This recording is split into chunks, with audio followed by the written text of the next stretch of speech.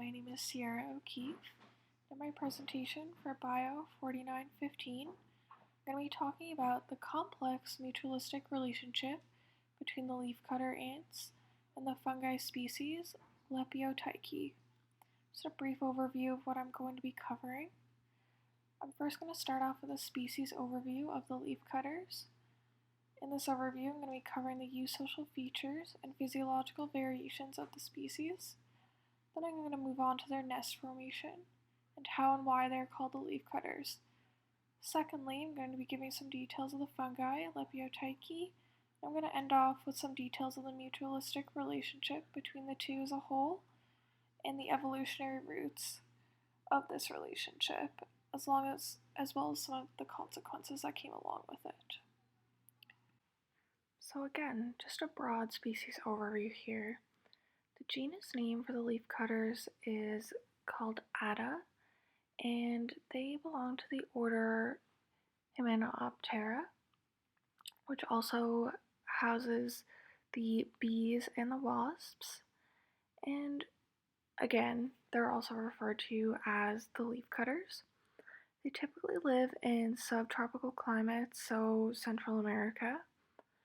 They actually have over 200 known species, and these species are split into what's designated the higher leafcutters, or higher antenes, and the lower leafcutters, or lower antenes.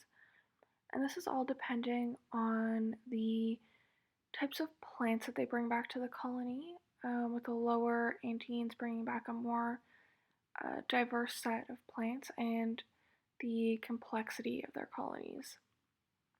And from here on out, I'll be referring to the higher antenes when I'm speaking.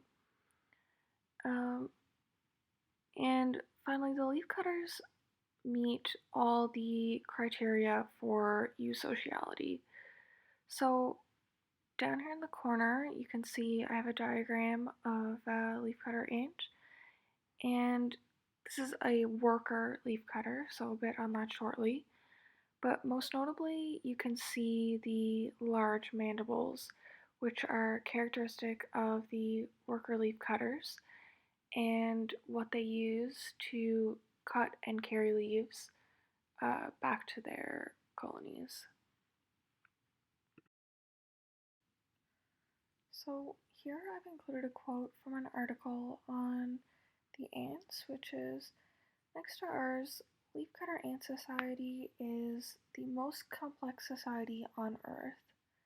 And the article claims this because the sheer size of the large nests that the ant cutters typically have, how highly organized they are, and the fact that they normally have millions of members.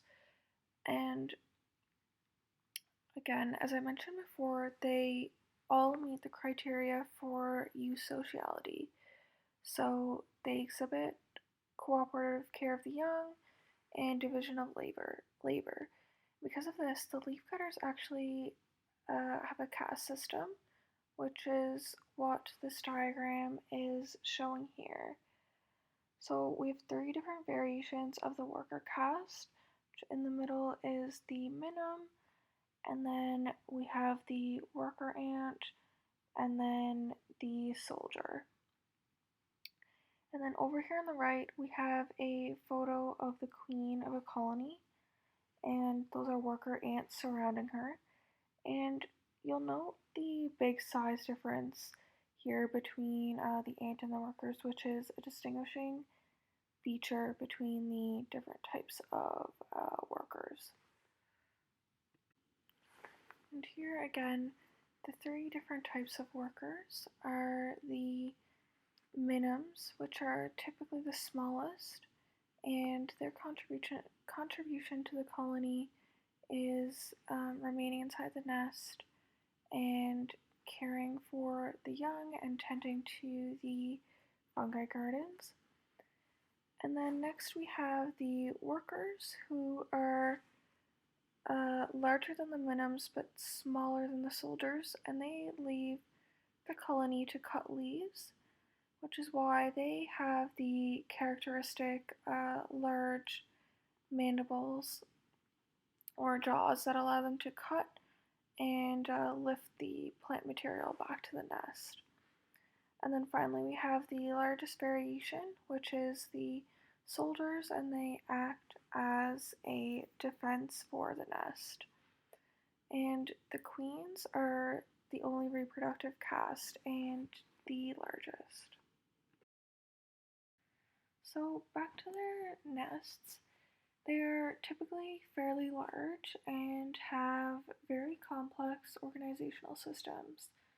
So on the right here we have a photo of an excavated nest, and this is in Brazil, I believe, and you can see just how large they are here.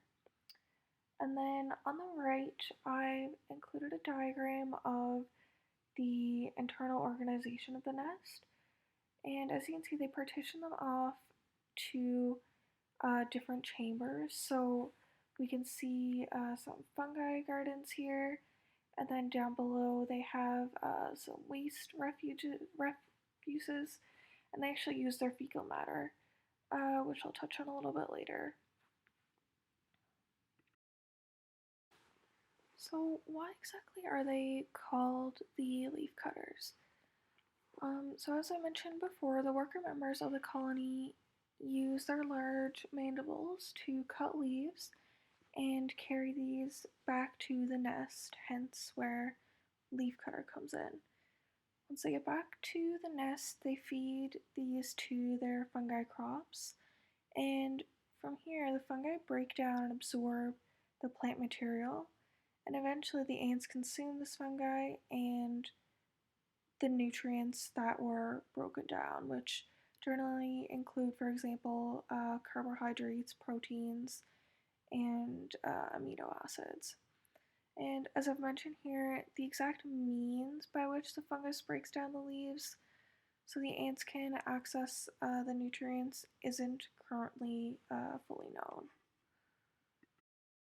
So now we're going to move into an overview of the fungus itself, which is called Lepiotaceae. And on the left here, we can see a diagram of some of it being grown in a leafcutter colony. And you can see the workers tending to it here over on the right. It's the labeled fungus garden here.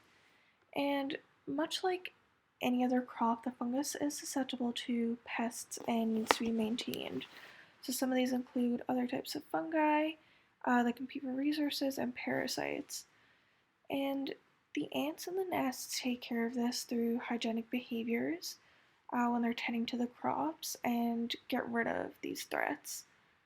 The fungi also produce what are known as hyphal swellings that are called gongolidia, and this is what the leafcutters eat and where the nutrients from the leaves are stored. And finally, the crops are also home to several different forms of bacteria that aid in necessary duties such as nitrogen fixation. So then that brings us to their mutualistic obligate relationship. So it's mutualistic and obligate because they both provide each other with benefits that they can't live without. The fungus relies on the leafcutters to fend off other fungi and pests and provide it with sustenance, and the ants in turn rely on the fungus to break down the leaves and provide it with the nutrients it needs. And as I should note, the fungi have evolved to be the only source of food for these ants. So, how did this relationship evolve to be what it is today?